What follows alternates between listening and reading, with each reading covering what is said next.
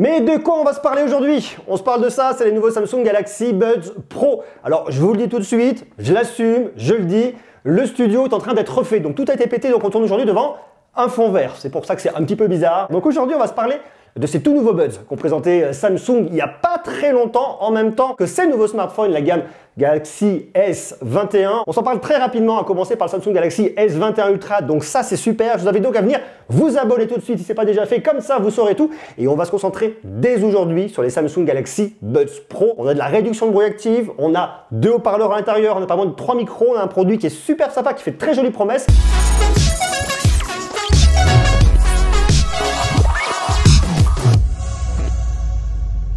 Petits Buds True Wireless, vous les prenez, vous les mettez dans votre oreille, vous tournez, ça se positionne extrêmement facilement. Ça c'est un truc que j'aime bien, qui est très important, vous savez.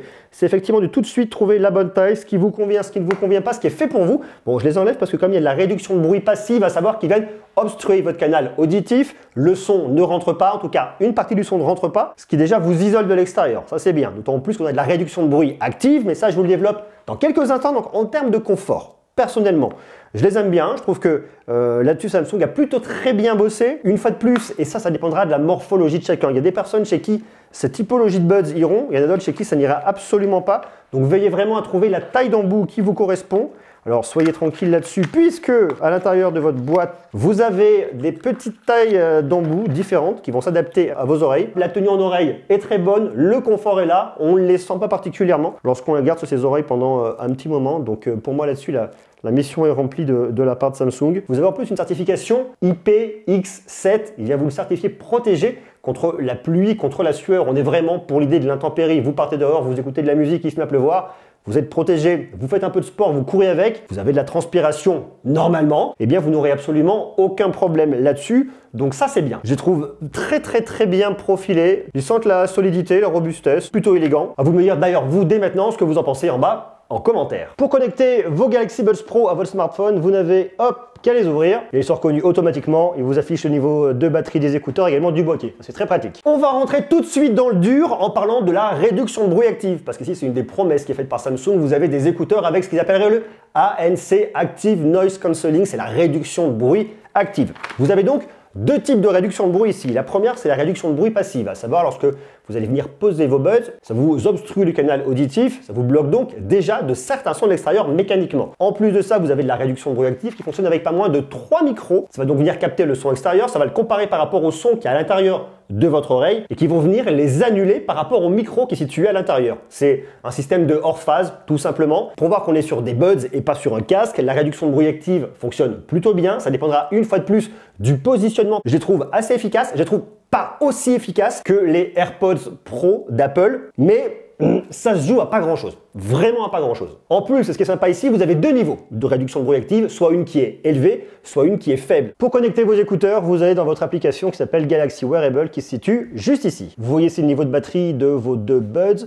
Vous pouvez gérer ici la suppression de bruit. Suppression active de bruit, soit un niveau élevé, soit un niveau faible. Moi, je vous conseille quand même de rester sur le niveau élevé. Vous pouvez carrément la désactiver si vous le souhaitez, ou alors carrément passer sur le son environnant. Et là, vous avez 4 niveaux. Soit un tout petit peu de son environnant que vous allez venir injecter dans vos haut-parleurs. Vous pouvez le monter, moyen, élevé, ou alors là, carrément très élevé. Et là, vous entendez une espèce de voix de robot. Ce que ça va venir faire, c'est capter le son toujours à l'extérieur avec vos deux micros et venir vous l'injecter dans vos haut-parleurs pour que vous captiez vraiment tout ce qui se passe autour de vous. Et pour être vraiment aux aguets, bien que vous soyez en ville, que vous alliez marcher, traverser, courir ou quoi que ce soit, vous êtes conscient de ce qui se passe autour de vous. Une fois de plus, à voir en fonction de vous, de là où vous êtes, de ce que vous voulez entendre comme niveau de bruit extérieur. Il y a un autre système qu'ils ont mis en place, que Sony a intégré l'année dernière sur son WH-1000XM4. Ça va être ce qu'ils appellent le mode conversation. Le mode conversation. Par exemple, vous avez mis la réduction de bruit active ou même pas, pourquoi pas. Vous êtes dans un café, dans un restaurant, par exemple, vous allez chercher quelque chose à emporter et vous vous mettez à parler. Oui, bonjour, je voudrais bien ci, je voudrais bien ça. Eh bien, ça va vous mettre le son environnant pour vous captiez ce qui se passe à l'extérieur et pour pouvoir venir converser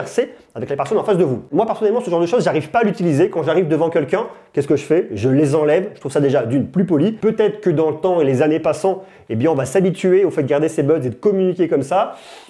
Voilà, moi je ne suis pas extrêmement convaincu aujourd'hui. D'ailleurs, dites-le moi en bas en commentaire, ça peut vous tenter ce genre de truc, vous voyez un intérêt, un usage ou alors absolument pas. Marquez-le moi en bas en commentaire. Mais là où ça devient intéressant, puisqu'on parle d'audio, eh bien c'est de parler de qualité audio. Et ici, vous allez retrouver pas moins de 2 haut-parleurs dans chaque écouteur. Le premier, c'est un woofer de 11 pouces qui est là pour restituer des graves. Et de l'autre côté, vous avez un tweeter de 6,5 pouces qui est là pour les aigus. Les deux vont travailler de concert pour vous fabriquer les sons intermédiaires que sont les médiums, médium grave, médium aigu. Mais vous avez donc deux canaux séparés. Ce qui vous permettra d'avoir un son qui va être beaucoup plus précis puisque vous n'allez pas avoir un seul et même haut-parleur qui va travailler pour vous faire tout le spectre audio. Donc on va gagner en précision au niveau des aigus, on va gagner en rondeur au niveau des graves. Maintenant, quand vous l'écoutez purement plat, ce qu'on appellerait le son flat, sans absolument aucune correction au niveau d'un équaliseur, je trouve assez bien. Très honnêtement, je trouve bien. Surtout ce qui va être médium grave, médium aigu et aigu, ça me va parfaitement bien. Vous avez de la précision au niveau des cymbales, vous retrouvez tous vos instruments, notamment des guitares, vous avez des attaques, vous avez une vraie présence au niveau de la voix, vous avez aussi un peu de corps au niveau de votre voix grâce au médium grave. Par contre, ce qui va me manquer ici un petit peu,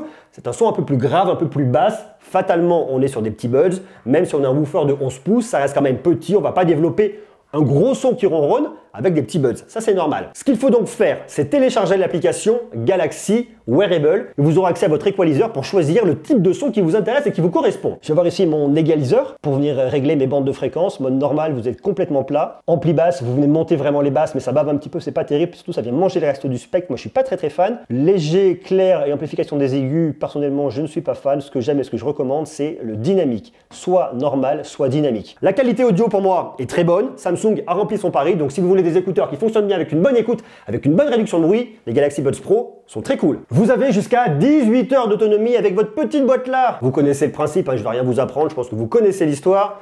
Chaque petit bud a sa propre autonomie et ensuite vous les mettez dans leur petit étui et l'étui va venir les recharger et quand l'étui est vide, eh bien vous rechargez l'étui en USB-C ou alors directement sans fil. Dans les deux cas, c'est pratique. À vous de voir quels sont les usages qui vous correspondront le mieux. Mais là-dessus, pour moi, rien à redire. Autre point qui est bien, qui est très intuitif, ce sont les commandes tactiles. Alors les commandes tactiles, je vous explique. Vous appuyez une fois, play, vous appuyez une autre fois, pause. Très simple. Lorsque vous écoutez de la musique, vous appuyez deux fois, morceau suivant. Lorsque le téléphone sonne et qu'on veut vous joindre, vous appuyez deux fois, vous décrochez, vous appuyez deux fois, vous raccrochez. Lorsque vous écoutez de la musique, vous appuyez trois fois, morceau précédent. Vous voyez, c'est extrêmement intuitif, on comprend très bien. Après, vous avez les appuis prolongés. Alors les appuis prolongés sont intéressants. Vous avez deux possibilités. La première, vous pouvez venir régler l'action que vous voulez dans votre appui prolongé. Ça c'est intéressant parce que ça permet de venir régler les commandes que je vais avoir directement sur mes écouteurs. Notamment ici sur le buds de gauche et là sur le buds droit. Buds gauche, je peux me dire par exemple, je peux venir permuter sur le contrôle de bruit, passer de la suppression active de bruit au son environnant, soit mettre Bixby, soit volume bas, soit Spotify. Regardez, ça c'est très intéressant parce que si je me mets permuter le contrôle de bruit et que je veux aller par exemple sur volume bas, eh bien ça me met volume haut de l'autre côté. C'est-à-dire qu'en laissant appuyer longtemps sur le buds gauche, je vais baisser le son et en appuyant longtemps sur le buds droit, je vais monter le son. Mais si par exemple je veux seulement monter le son et le permuter sur mon contrôle de bruit, eh bien je ne peux pas. Ça me paraît très logique de me dire ok, je vais venir monter et baisser le son, c'est ce que je veux tout de suite parce que j'écoute de la musique, mais je veux aussi pouvoir permuter mon contrôle de bruit intelligent. Et là, vous voyez, bon voilà, ça c'est un truc qui est un petit peu dommage, il aurait fallu aller un peu plus loin. Je ne sais pas quelle serait la bonne solution tout de suite, mais voyez, ça c'est un petit point de regret que je vais avoir. Après Spotify et Bixby, très honnêtement, ça je peux vous le dire, c'est accessoire. Je m'en fiche. Mais vous pouvez également, lorsque quelqu'un vient vous appeler en faisant un appui prolongé, refuser l'appel et envoyer la personne directement sur votre répondeur. Vous avez également un mode qui s'appelle le mode auto switch. Si par exemple vous utilisez une Samsung Galaxy Tab S7 pour venir regarder vos films, vos séries, etc. et que votre téléphone sonne, eh bien qu'est-ce qui se passe? Vos écouteurs vont basculer directement sur votre téléphone pour que vous puissiez prendre votre appel. Et lorsque c'est terminé, vous raccrochez, vous allez repartir directement sur votre tablette. C'est un mode qui est pratique, qui est intelligent, auto-switch, j'aime beaucoup. Après, il y a plein d'autres petites options qui sont assez sympas. Hein. Lecture haute voix des notifications, pourquoi pas, c'est un petit truc en plus. Avancé, vous allez avoir l'audio 360, pourquoi pas. Amélioration de l'audition, en fait c'est un panoramique, hein, droite-gauche. Voyez, ces Galaxy Buds Pro ont plein de jolies qualités, 229 €. Dites-moi s'il pourrait vous intéresser. C'est un accessoire qui marchera vraiment bien avec vos Samsung Galaxy S21. D'ailleurs, dites-moi vous ce que vous en pensez. Est-ce que vous avez déjà eu des Samsung Galaxy Buds, Buds Plus, Buds Live ou pas? Est-ce que vous avez déjà des petits buds et est-ce que ces Samsung Galaxy Buds Pro pourraient vous faire de l'œil? Personnellement, j'aime beaucoup, sauf que Samsung a très bien bossé, vous a sorti un produit qui est très cohérent, qui est très bien équilibré avec un son signé AKG, parce que oui, vous le savez, Samsung a racheté AKG il y a quelques années, je vous ai déjà raconté un petit peu l'histoire, donc on a un son qui est typé, on a un son de qualité, on a un son qui est bien équilibré. À vous de me dire ce que vous en pensez en bas, en commentaire, et quant à nous, on se retrouve très vite pour parler d'audio, de tech, pour tester surtout les nouveaux Samsung Galaxy, et notamment, en premier, le Samsung Galaxy S21 Ultra. Et ça, c'est très cool.